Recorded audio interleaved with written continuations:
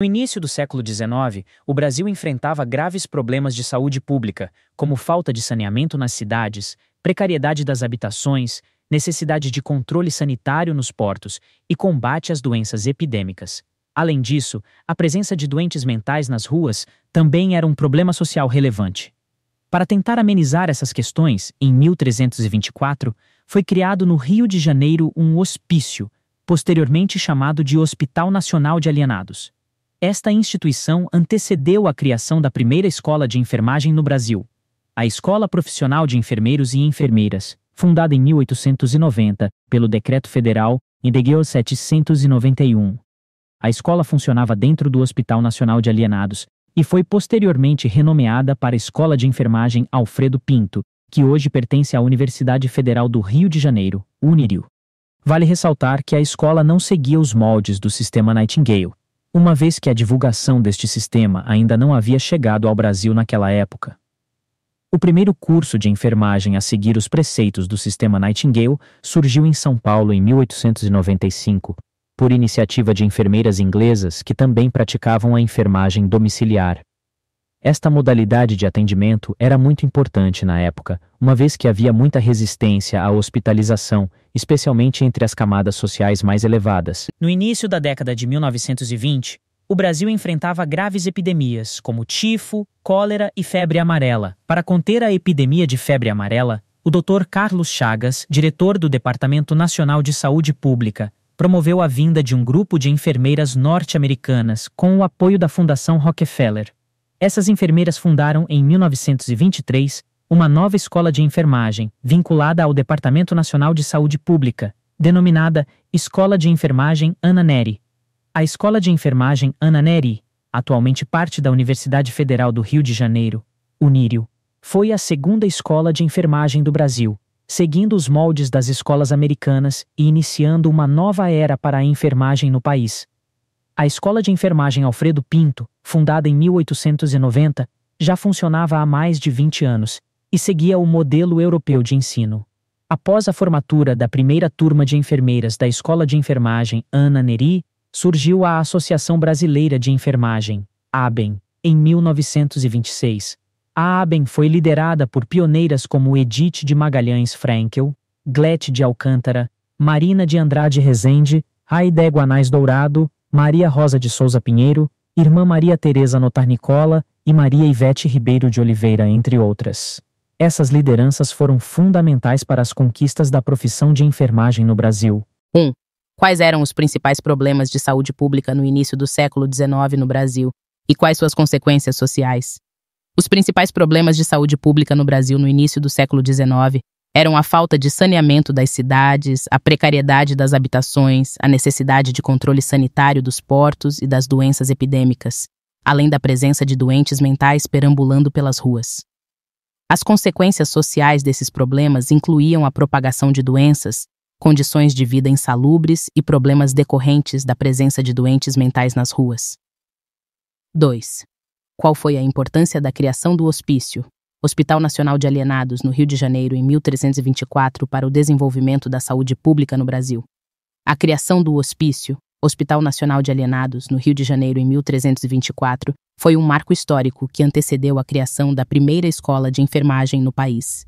Ele representou uma tentativa de intervenção sobre o espaço urbano, visando ao saneamento e à melhoria das condições de saúde pública no Brasil. 3.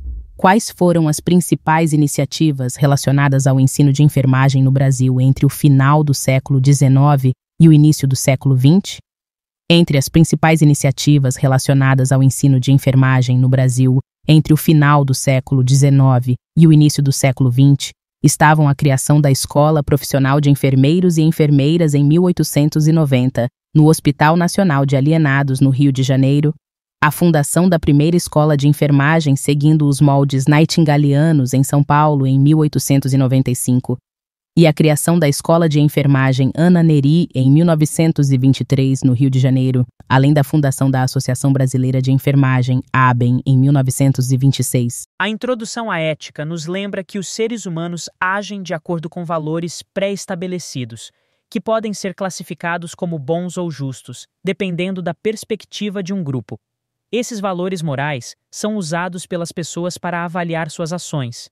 Embora moral e ética sejam frequentemente usados como sinônimos, eles têm diferenças importantes. A moral é um conjunto de regras de conduta aceitas por um grupo ou sociedade em um determinado período de tempo. Essas regras visam uma melhor convivência social e variam entre as diferentes comunidades. Simplificadamente, um indivíduo moral age bem ou mal, dependendo de sua conformidade com essas regras. Já a ética é mais ampla, envolvendo um conjunto de regras, princípios e modos de pensar e agir, que estão presentes em todas as raças. É também uma disciplina filosófica que analisa as noções e princípios que fundamentam a vida moral. Enquanto a moral é prática, a ética é teórica e relacionada a questões sociológicas, antropológicas e religiosas. A ética é um conjunto de valores e princípios morais que orientam a conduta humana em sociedade, visando um equilíbrio e bom funcionamento social. Embora não possa ser confundida com leis, a ética está relacionada ao sentimento de justiça social. A ética é construída por uma sociedade com base nos valores históricos e culturais. Do ponto de vista da filosofia, a ética é uma ciência que estuda os valores e princípios morais de uma sociedade e seus grupos. Cada sociedade e cada grupo possuem seus próprios códigos de ética. Além dos princípios gerais que norteiam o bom funcionamento social, existe também a ética de determinados grupos ou locais específicos, como ética médica, ética de trabalho, ética empresarial, ética educacional, ética nos esportes, ética jornalística, ética na política, etc. Ser ético é agir corretamente sem prejudicar os outros, cumprir com os valores da sociedade em que se vive, mora, trabalha, estuda, etc. Ética é tudo que envolve integridade, ser honesto em qualquer situação, ter coragem para assumir seus erros e decisões, ser tolerante e flexível, ser humilde. Todo ser ético reflete sobre suas ações, pensa se fez o bem ou o mal para o seu próximo, tem a consciência limpa. Fundamentos da ética têm como base os estudos da filosofia, que é a investigação crítica e racional dos princípios fundamentais relacionados ao mundo e ao homem. Sem o pensamento filosófico, seria impossível extinguir os questionamentos e definir uma ética completa e coerente. Ética e cidadania estão relacionados com a atitude ética. Ser cidadão ético significa agir corretamente, cumprir com as leis, respeitar os direitos dos outros e ter consciência social. Perguntas. 1. Qual a diferença entre moral e ética? Resposta. A moral refere-se ao conjunto de regras de conduta admitidas em determinada época ou por um grupo de pessoas, enquanto a ética é um conjunto de valores morais e princípios que norteiam a conduta humana na sociedade. A moralidade é mais específica e relacionada a costumes, enquanto a ética é mais abrangente e teórica, refletindo sobre os princípios fundamentais que fundamentam a vida moral. 2. Como a ética contribui para o bom funcionamento social? Resposta. A ética contribui para o equilíbrio e bom funcionamento social ao guiar a conduta humana na sociedade, possibilitando que ninguém saia prejudicado. Embora não seja sinônimo de leis, a ética está relacionada ao sentimento de justiça social e ajuda a estabelecer um padrão de comportamento aceitável. 3. Quais são os fundamentos da ética e como eles são estabelecidos? Resposta. Os fundamentos da ética são estabelecidos por meio do pensamento crítico e racional, fundamentados nos estudos da filosofia. Esses fundamentos são o resultado do julgamento da sociedade em busca da normatização dos aspectos corretos em resposta a diversas questões humanas, e são essenciais para estabelecer uma ética completa e coerente. O texto começa explorando a relação intrínseca entre a política e a ética, afirmando que a primeira tem como objetivo proporcionar uma vida justa e feliz, ou seja, a vida humana digna de seres livres. Para os gregos, a ética e a comunidade política eram inseparáveis, já que a natureza humana alcançava sua realização mais alta dentro da comunidade dos iguais.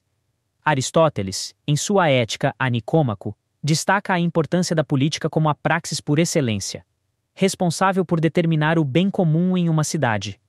Ele enfatiza que o bem propriamente humano é o fim buscado pela política, e que o bem da nação ou da cidade é mais belo e divino do que o bem do indivíduo. Platão e Aristóteles concordam que as qualidades morais dos cidadãos influenciam o caráter da cidade e vice-versa. Somente em uma cidade justa os homens podem ser justos e, consequentemente, somente homens virtuosos podem construir uma cidade virtuosa. O texto também destaca 4 principais teorias éticas. 1. Relativismo moral. Defende que as afirmações morais são relativas à cultura, negando a existência de valores objetivamente bons ou maus. 2. Absolutismo moral. Sustenta que existem valores morais universais, independentes da cultura. 3. Utilitarismo. Busca maximizar os benefícios e minimizar os malefícios para a maior quantidade de pessoas. 4. Egoísmo ético. Defende que as ações devem ser guiadas pelo interesse próprio, levando em conta a perspectiva individual. Essas teorias ético-morais são extraídas da experiência e do conhecimento humano, influenciando as percepções e as decisões sobre o que é certo ou errado, bom ou mal. O texto continua explorando diferentes teorias éticas, agora focando nas teorias éticas práticas. Ele destaca 2 abordagens principais: a ética da convicção e a ética da responsabilidade. A ética da convicção, também conhecida como deontologia, orienta as ações com base em deveres e valores previamente estabelecidos. Aqueles que adotam essa abordagem acreditam que seu dever é atuar de acordo com esses princípios, independentemente do resultado da ação. Nesse contexto, é comum encontrar a ideia de que o indivíduo age de acordo com suas convicções, e o resultado da ação é entregue a uma força superior ou ao acaso. A ética da responsabilidade, também denominada teleologia, se preocupa com os fins e as consequências das ações. Aqui, a ideia principal é que as pessoas devem considerar os resultados previsíveis de seus atos e assumir a responsabilidade por essas consequências. Essa abordagem é contrária à ideia de agir apenas com base em convicções, pois enfatiza a importância de se pensar e agir tendo em mente o impacto das ações no mundo e nas outras pessoas. Embora essas 2 abordagens éticas possam parecer opostas, o texto sugere que a reflexão constante é necessária para entender esses conceitos, e que eles não podem ser reduzidos a um ou outro extremo. As teorias éticas são relativas, e não existem verdades absolutas ou exatas em matéria de ética. Em vez disso, o texto encoraja o leitor a considerar ambas as perspectivas e a buscar uma compreensão mais ampla dos conceitos éticos e de seus impactos no mundo. O texto continua explorando as diferentes abordagens éticas, especificamente a ética da convicção e a ética da responsabilidade, e como essas abordagens podem ser aplicadas em situações reais. A ética da convicção é ilustrada pelo exemplo do cônsul português Aristides de Sousa Mendes, que priorizou suas convicções pessoais e valores morais sobre as ordens do governo. Isso resultou na salvação de milhares de vidas durante a Segunda Guerra Mundial, apesar dos riscos pessoais e profissionais que enfrentou. Já a ética da responsabilidade é exemplificada por uma situação em que uma empresa enfrenta uma crise financeira e precisa tomar decisões difíceis para garantir sua sobrevivência. Nesse caso, a abordagem ética se concentra nas consequências e nos resultados das ações, e na necessidade de tomar medidas que possam gerar o bem maior para o maior número de pessoas. A discussão também aborda 2 vertentes da ética da responsabilidade: utilitarismo e finalidade. O utilitarismo enfatiza a busca da maior felicidade possível para o maior número de pessoas, enquanto a finalidade justifica as ações em função de seus objetivos e pressupõe que todas as medidas necessárias serão tomadas para alcançá-los. No final, o texto enfatiza a distinção entre moral e ética, definindo a moral como a prática de considerar o que é bom ou mal, e a ética como o estudo das teorias que explicam a moral. O texto discute a importância do desenvolvimento sustentável e explica que ele depende do planejamento e do reconhecimento de que os recursos naturais são limitados. O desenvolvimento sustentável é diferente do crescimento econômico tradicional, que depende do consumo crescente de energia e recursos naturais e pode ser insustentável a longo prazo. Em vez disso, o desenvolvimento sustentável enfatiza a qualidade em vez da quantidade, com a redução do uso de matérias-primas e produtos e o aumento da reutilização e da reciclagem. O texto também questiona se os modelos de desenvolvimento dos países industrializados devem ser seguidos, especialmente pelos países em desenvolvimento. É argumentado que esses modelos não são sustentáveis a longo prazo. e que os estilos de vida e a economia mundial devem ser reestruturados para levar em consideração o meio ambiente. Por fim, o texto critica a desigualdade entre os países ricos e pobres em termos de consumo de recursos e energia, citando uma observação do líder indiano Mahatma Gandhi.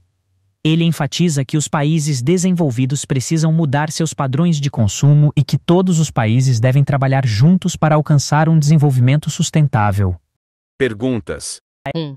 Qual é o papel da ética na política, de acordo com Aristóteles? De acordo com Aristóteles, a política é inseparável da ética, sendo que a praxis política é vista como a ação voluntária de uma comunidade racional em busca de um fim considerado bom, sendo esse fim o bem propriamente humano. 2. Quais são as 3 principais teorias éticas mencionadas no texto? As 3 principais teorias éticas mencionadas no texto são relativismo moral, absolutismo moral, utilitarismo. 3. O que é desenvolvimento sustentável e como pode ser alcançado? Desenvolvimento sustentável é definido como o desenvolvimento capaz de suprir as necessidades da geração atual sem comprometer a capacidade das futuras gerações de suprir suas próprias necessidades. Para alcançá-lo, é necessário um planejamento que reconheça a finitude dos recursos naturais e priorize a qualidade sobre a quantidade, com a redução do uso de matérias-primas e produtos e o aumento da reutilização e reciclagem. O texto aborda a definição de desenvolvimento sustentável e sua importância para o futuro da humanidade.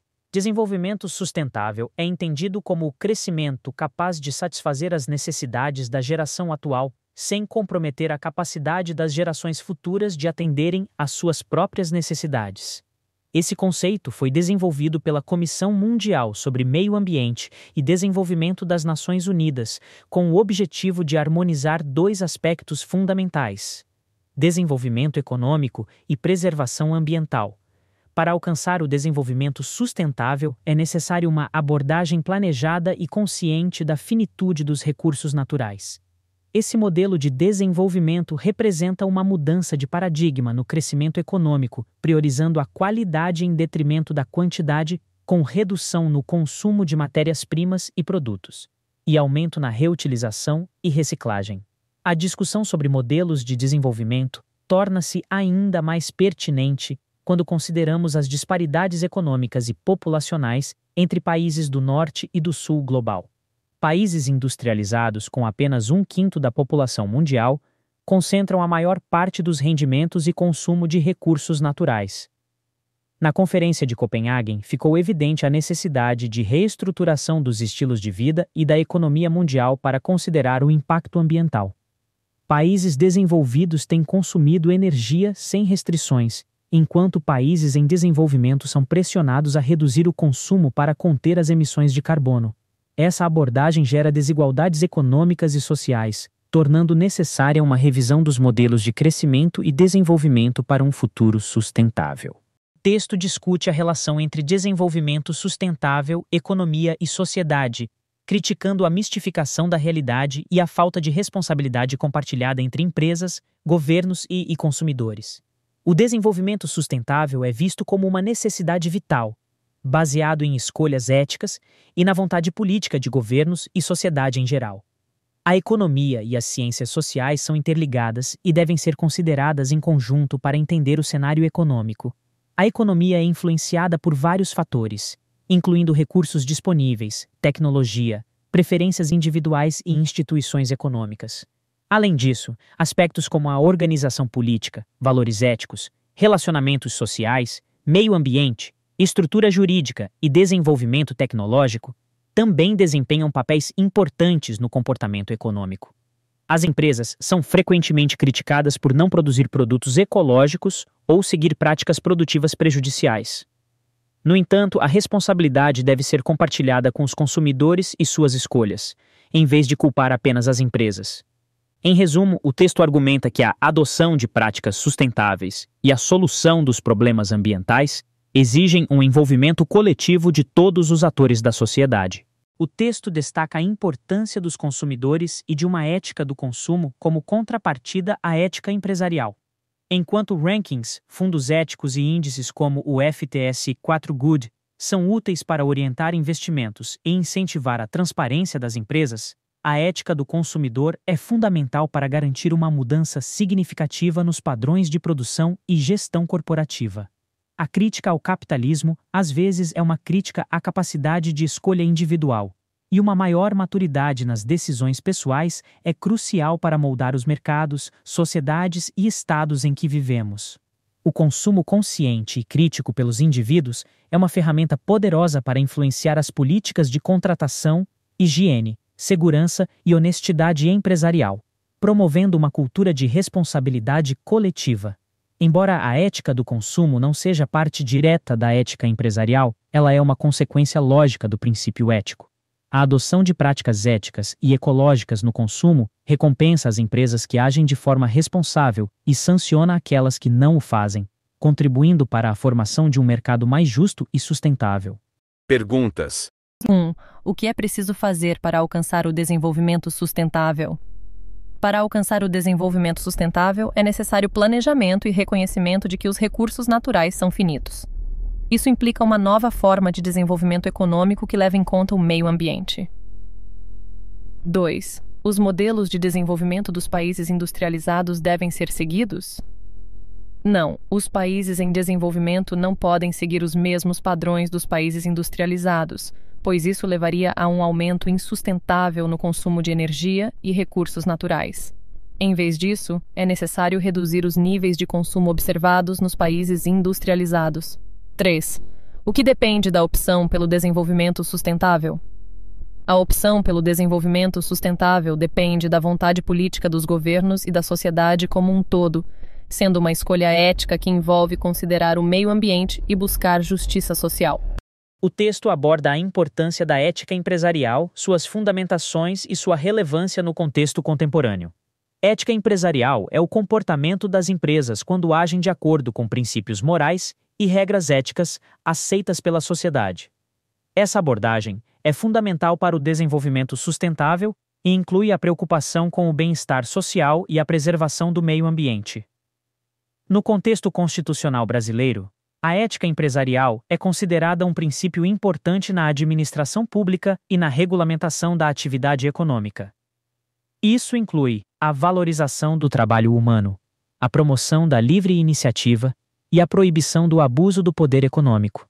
Na sociedade contemporânea, a ética empresarial está associada a uma nova forma de relacionamento entre empresas, Estado e sociedade, com base na confiança, na lealdade e em parcerias construtivas entre as partes interessadas.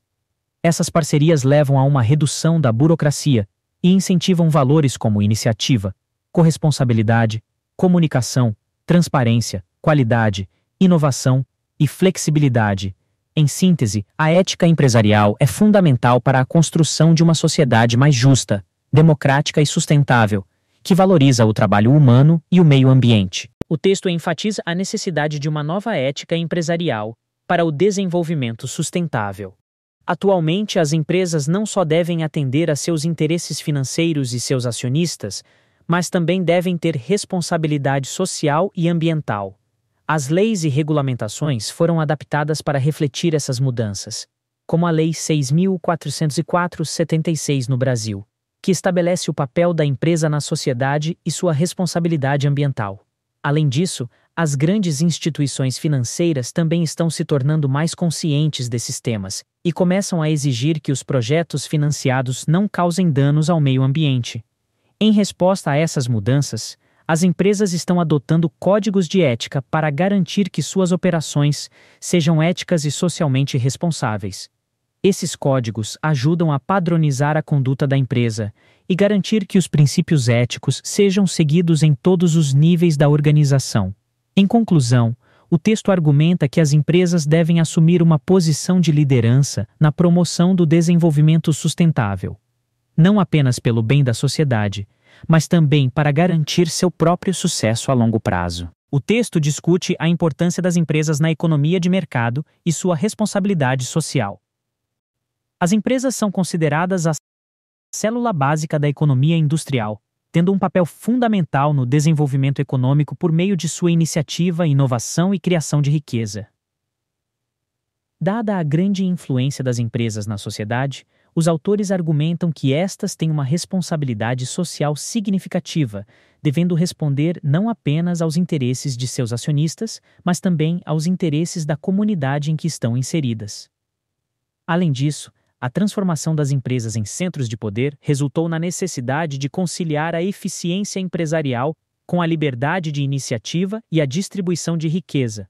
Essa mudança foi impulsionada pela colaboração de empresários, instituições comerciais, investidores e o Estado, que promoveram a regulamentação e remoção de obstáculos jurídicos para a realização plena desta nova realidade. Em conclusão, o texto enfatiza que as empresas desempenham um papel fundamental na economia e na sociedade, e que seu poder deve ser acompanhado de uma responsabilidade social e compromisso com a comunidade. O texto traça a evolução da ética empresarial, mostrando como o conceito de lucro e a responsabilidade social das empresas foram gradualmente incorporados às discussões éticas no mundo empresarial.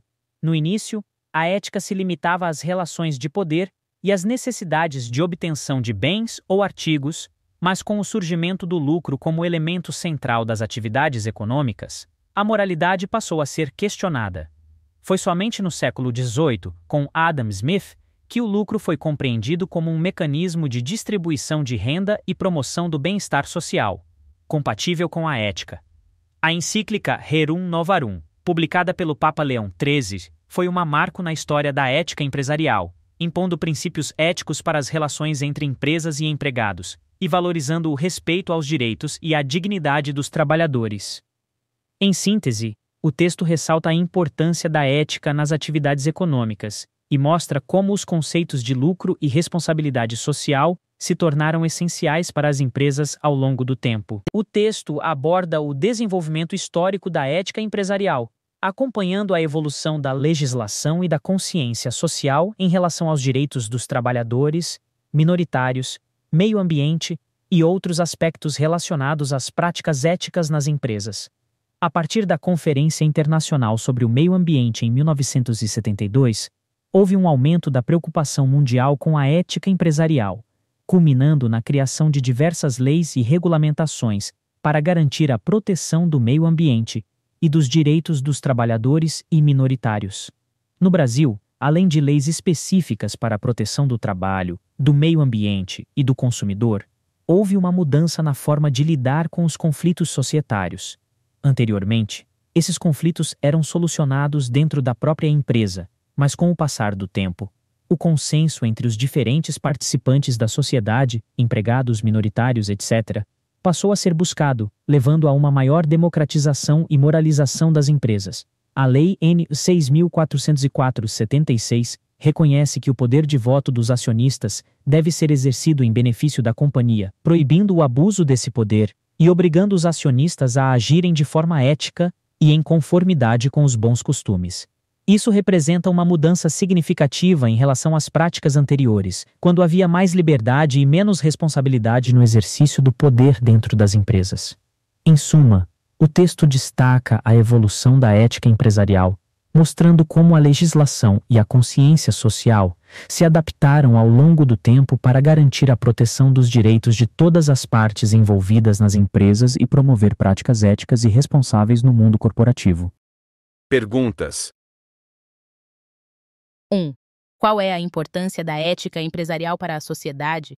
A ética empresarial é essencial para fortalecer a democracia e estabilidade jurídica, além de fornecer princípios éticos para a administração pública e a atividade empresarial. 2. Quais são os princípios éticos que orientam a atividade empresarial e o direito? Os princípios éticos abordam a valorização do trabalho humano, incentivo à livre iniciativa, repressão do abuso do poder econômico, promoção da livre concorrência, tratamento preferencial a pequenas empresas e restrição da atuação estatal na iniciativa privada em casos excepcionais. 3. Como a evolução da ética empresarial tem sido abordada ao longo da história, especialmente no contexto jurídico. A evolução da ética empresarial está relacionada a marcos como a encíclica Rerum Novarum, as leis antitruste dos Estados Unidos, conferências internacionais sobre meio ambiente e legislação nacional sobre abuso do poder econômico. Essa evolução reflete um deslocamento de foco da monarquia comercial para a preocupação com os direitos dos minoritários e a responsabilidade dos administradores e controladores das empresas. É importante que um profissional possa diferenciar a ética da moral e do direito. Enquanto a moral estabelece regras universais para garantir a ordem, independentemente de fronteiras geográficas, o direito se baseia em regras territoriais e jurisdicionais específicas a cada sociedade e estado. As leis exercem coerção sobre os cidadãos, enquanto as normas éticas não obrigam coercitivamente aqueles que as descumprem. Ética, moral e direito podem gerar conflitos quando argumentos morais entram em confronto com as leis vigentes. A ética profissional é centrada na reflexão e começa quando se escolhe uma profissão. Ao escolher uma carreira, as pessoas também escolhem um conjunto de deveres profissionais obrigatórios, que não devem ser ignorados, mesmo que a pessoa não exerça atividades diretamente relacionadas à sua área de formação. Ao concluir a formação superior, os profissionais fazem um juramento que simboliza seu comprometimento ético. Ser um profissional ético significa agir com integridade, mesmo em situações difíceis. Algumas características de um profissional ético incluem ser honesto, corajoso ao tomar decisões, tolerante e flexível com outras pessoas, além de agir de acordo com seus princípios e ser humilde para reconhecer o sucesso individual. Os valores fundamentais para ser um profissional ético são a honestidade, virtude fundamental nos negócios e relações profissionais.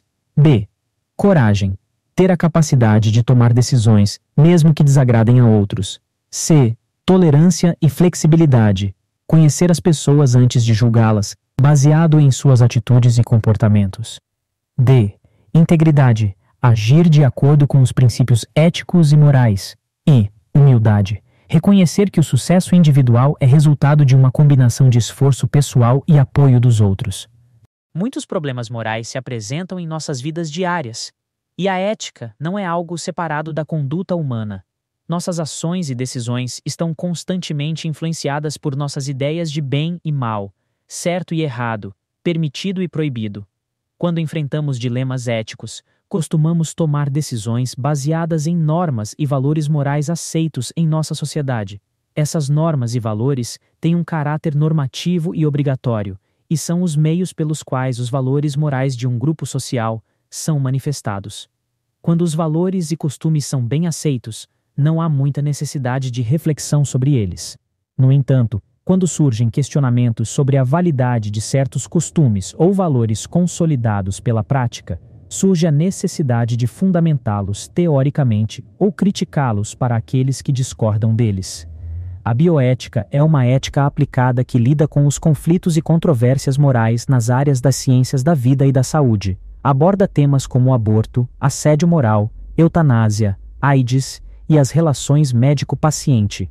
É essencial compreender esses conceitos para lidar com os desafios éticos presentes no campo da saúde, especificamente na enfermagem. A bioética é uma área que se dedica a resolver problemas éticos concretos que surgem nas interações humanas em sociedades. Possui 3 funções principais: descritiva, normativa e protetora. A função descritiva analisa os conflitos. A normativa aborda a abolição de comportamentos reprováveis e a prescrição de comportamentos corretos. A função protetora ampara todos os envolvidos em disputas de interesses e valores, priorizando os mais vulneráveis quando necessário. A bioética lida com questões éticas levantadas pelos avanços e aplicação da medicina e da biologia. Grupos diversos, com interesses distintos, debatem a bioética, como indústrias farmacêuticas, laboratórios de biotecnologia, organizações ambientalistas, entre outros. Temas como aborto, eutanásia, fertilização in vitro, clonagem, testes com animais, relação médico-paciente, assédio moral e AIDS são amplamente abordados na bioética. O aborto é um tema polêmico e amplamente debatido na bioética.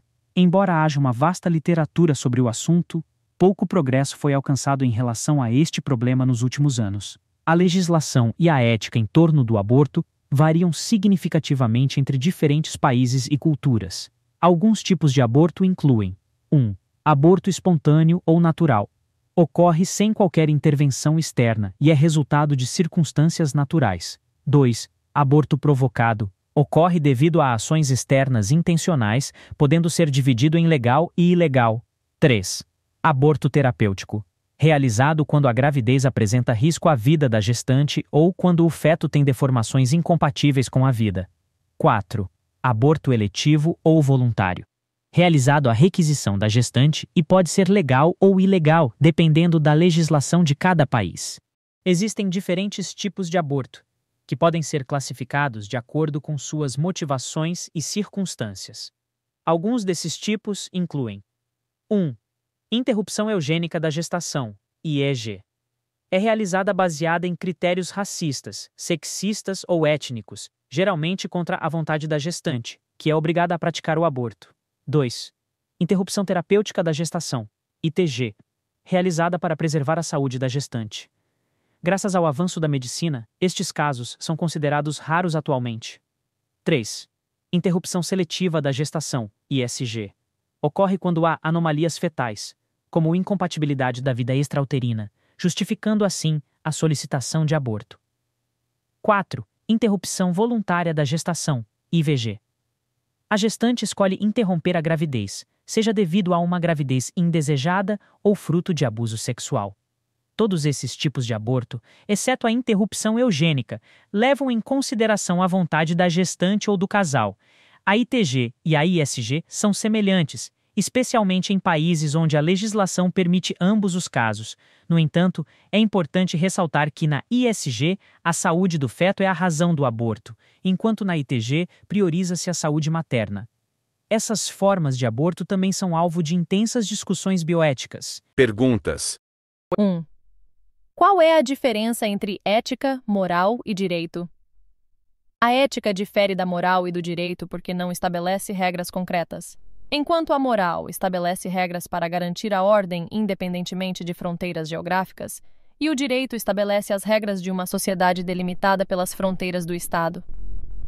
2. O que caracteriza a ética profissional?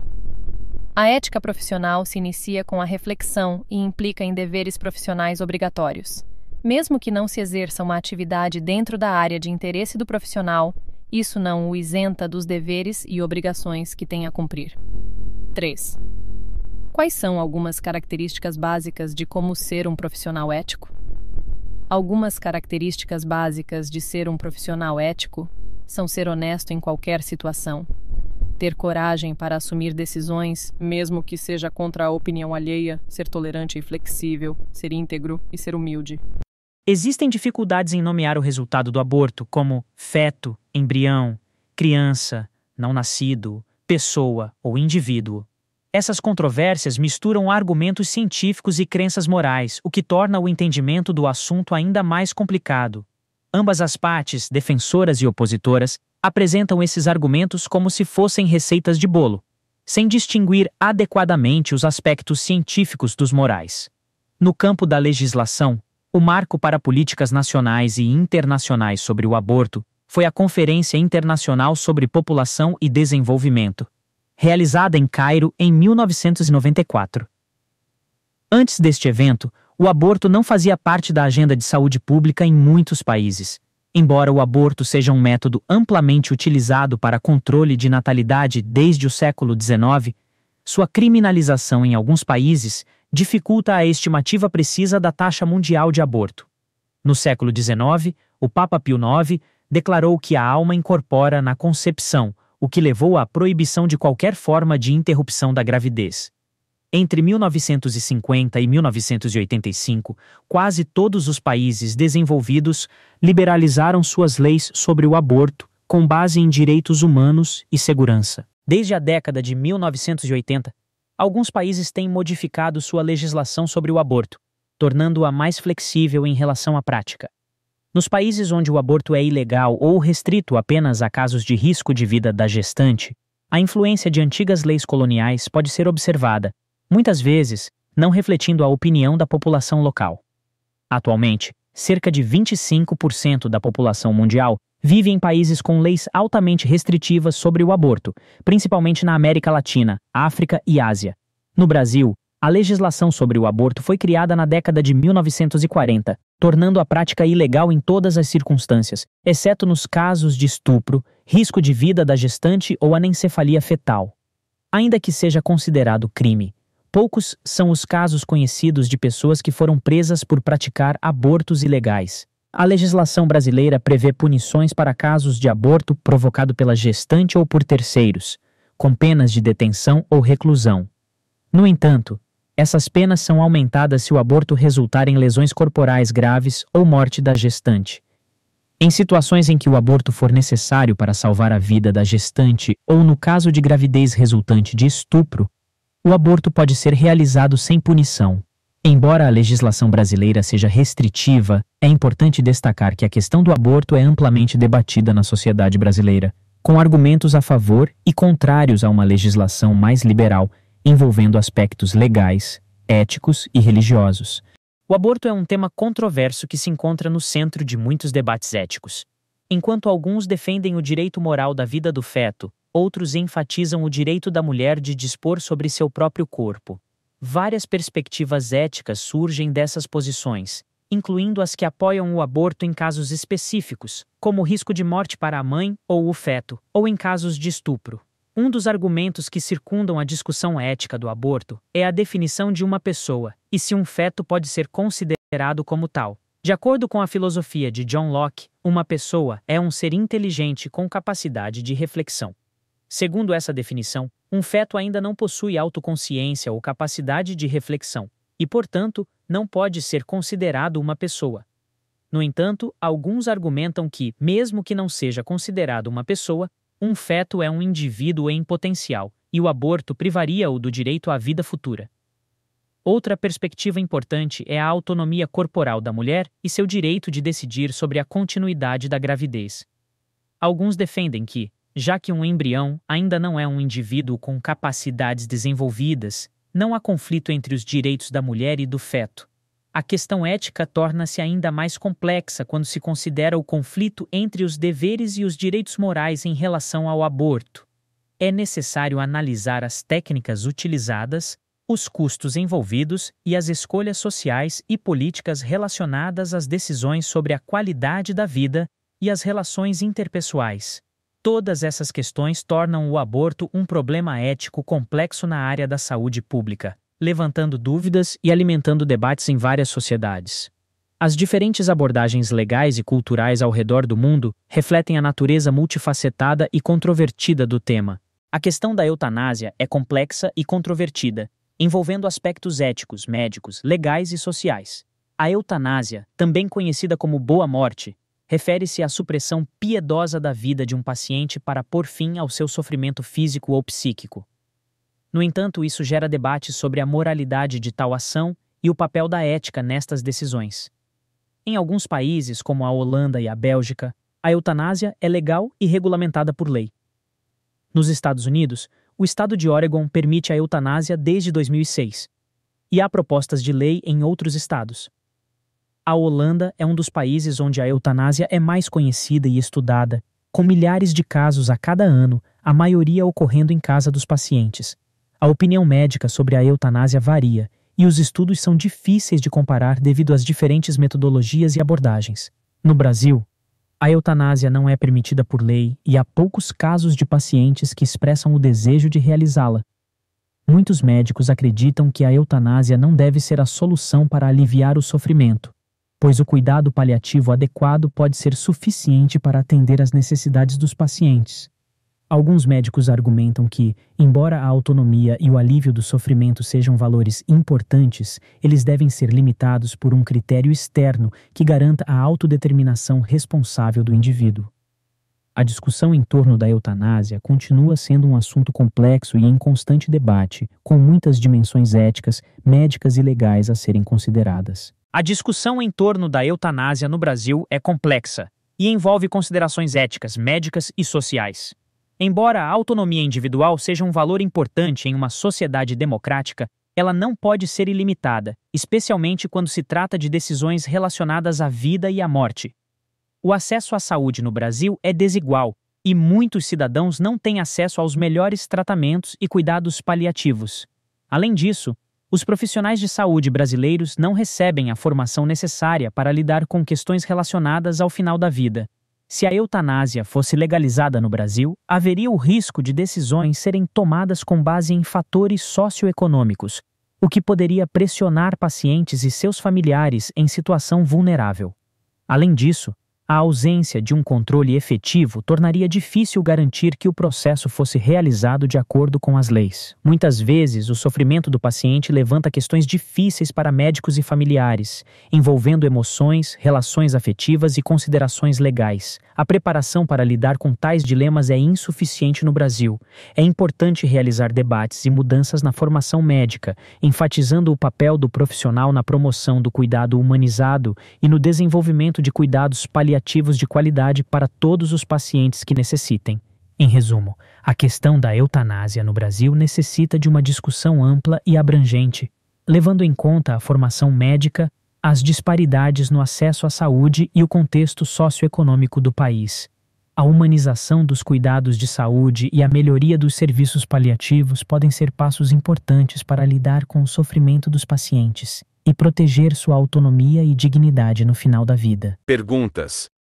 1. Qual é a controvérsia em torno da nomenclatura usada para descrever o resultado do aborto?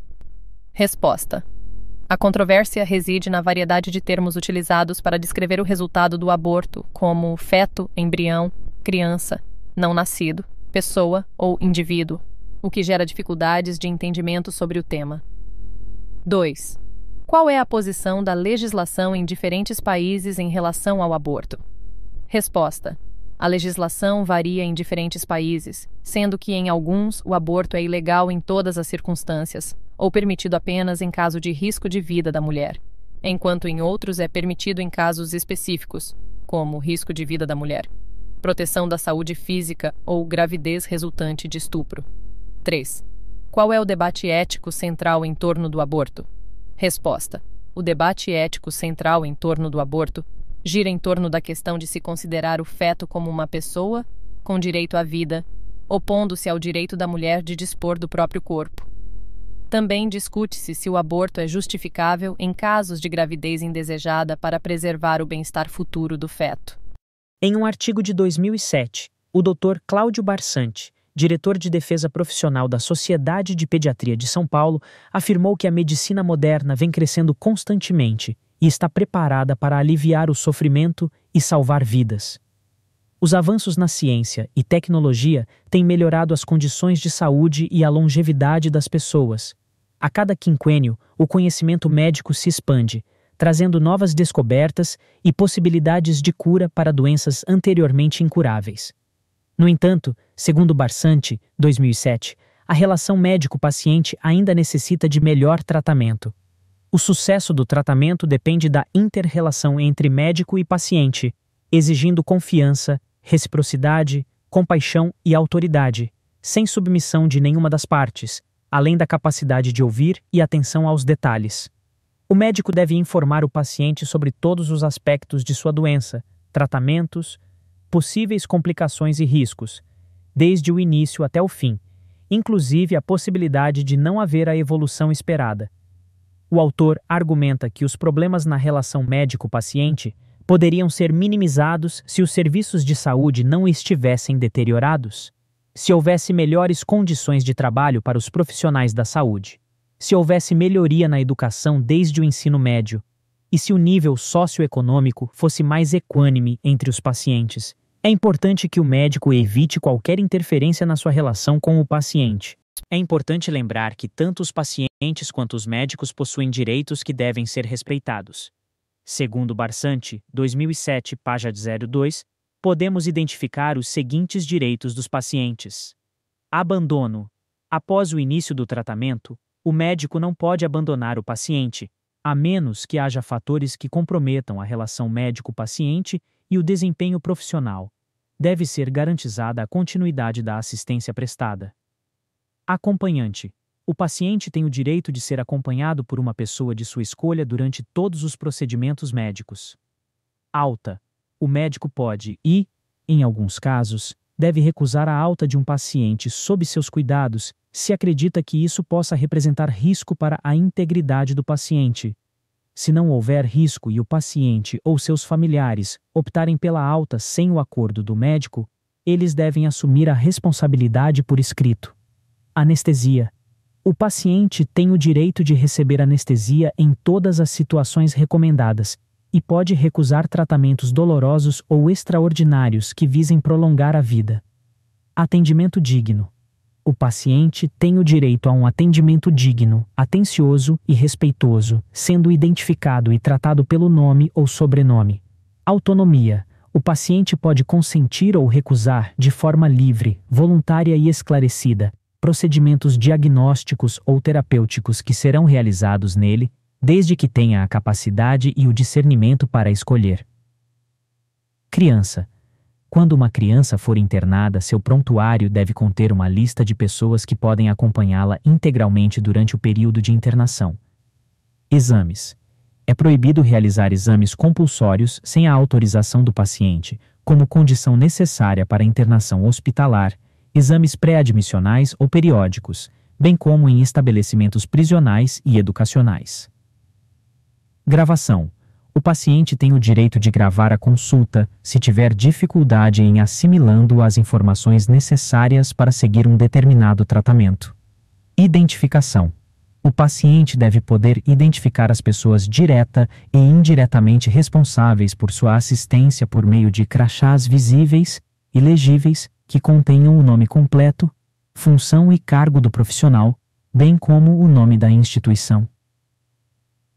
Informação.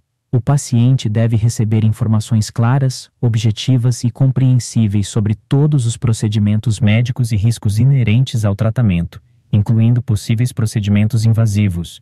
É essencial conhecer tanto os direitos dos pacientes quanto os dos médicos para garantir uma relação saudável e eficaz entre ambos.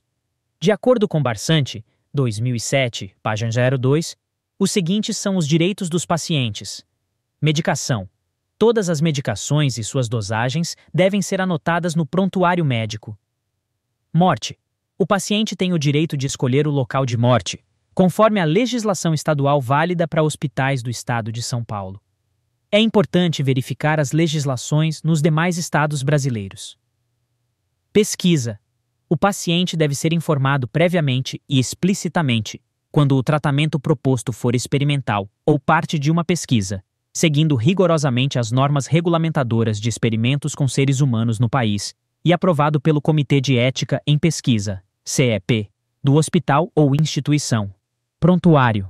O paciente deve ter acesso ao seu prontuário médico a qualquer momento, recebendo por escrito o diagnóstico e o tratamento indicado, com a identificação do nome do profissional e o número de registro no órgão de regulamentação e controle da profissão. Receituário. O paciente deve receber receitas com o nome genérico dos medicamentos prescritos, datilografadas ou em letra legível, sem códigos ou abreviaturas, contendo o nome, assinatura do profissional e número de registro no órgão de controle e regulamentação da profissão. Recusa. O paciente pode optar por não ser informado de seu estado de saúde, indicando quem deve receber as informações em seu lugar. Respeito. Devem ser garantidos a satisfação das necessidades, a integridade física, a privacidade, a individualidade, o respeito aos valores éticos e culturais, a confidencialidade de todas as informações pessoais e a segurança do procedimento.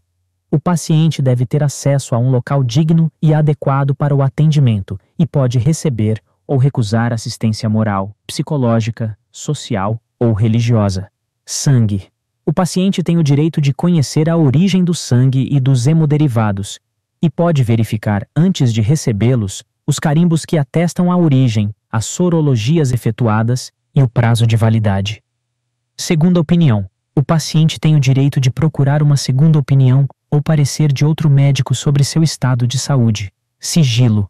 O paciente tem o direito de ter seus dados pessoais protegidos por meio do sigilo profissional, desde que não haja riscos para terceiros ou para a saúde pública. Além dos direitos dos pacientes, os médicos também têm direitos importantes. Exercer a medicina sem ser discriminado por questões de religião, raça, sexo, nacionalidade, cor, orientação sexual, idade, condição social, opinião política ou de qualquer outra natureza. É importante entender as questões legais e éticas que regem a profissão médica. De acordo com Barsante, 2007, os médicos têm o direito de suspender suas atividades, individual e coletivamente, quando a instituição pública ou privada para a qual trabalham não oferecer condições mínimas para o exercício profissional, ou não o remunerem condignamente, exceto em situações de urgência e emergência. A decisão deve ser imediatamente comunicada ao Conselho Regional de Medicina. Internar e assistir seus pacientes em hospitais privados, com ou sem caráter filantrópico, mesmo que o médico não faça parte do corpo clínico da instituição, desde que respeitem as normas técnicas da instituição. Requerer desagravo público ao Conselho Regional de Medicina, quando for prejudicado no exercício de sua profissão. Dedicar ao paciente, quando trabalhar com relação de emprego, o tempo que sua experiência e capacidade profissional recomendarem para o desempenho de sua atividade, evitando que o acúmulo de encargos ou consultas prejudique o paciente. Recusar a realização de atos médicos que, embora permitidos por lei, sejam contrários aos ditames de sua consciência. Quanto à natureza jurídica da relação médico-paciente, Barsante, 2007, afirma que esta relação assume contornos de relação de consumo, passando a ser tutelada pelo Código de Defesa do Consumidor, CDC.